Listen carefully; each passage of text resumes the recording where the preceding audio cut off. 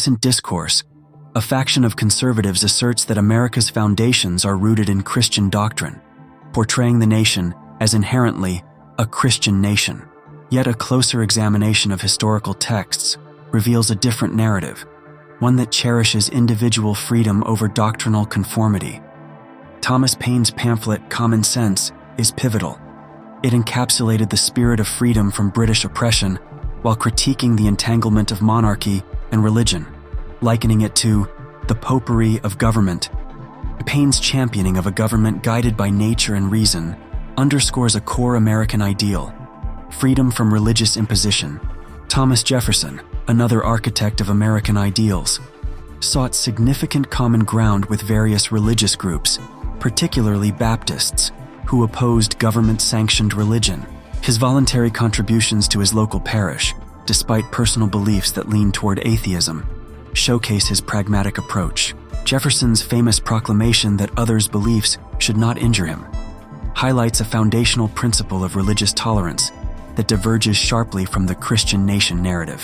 This illustrates the emphasis on personal liberty rather than an enforced religious ethos. Contrary to the belief in a predominantly Christian America at its founding, the reality was that churches were sparse and often weakly supported outside New England. Many clerics exhibited ambivalence toward independence, with concerns that their congregations might align with British loyalty due to their historical affiliations. As church attendance waned during the Revolutionary era, the vigor seen in the democratic ideals espoused by certain ministers was not matched by overwhelming enthusiasm for religious revival.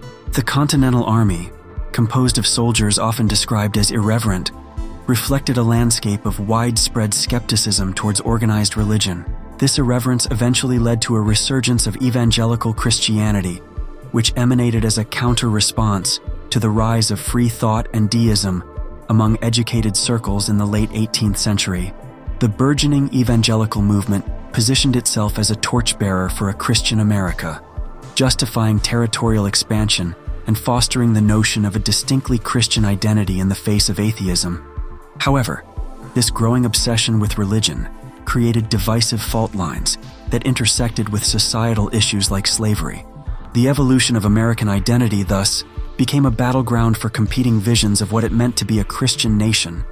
Green's scholarship illuminates this complex interplay of religion and national identity, urging us to reconsider the simplistic narratives that define America's foundational ethos.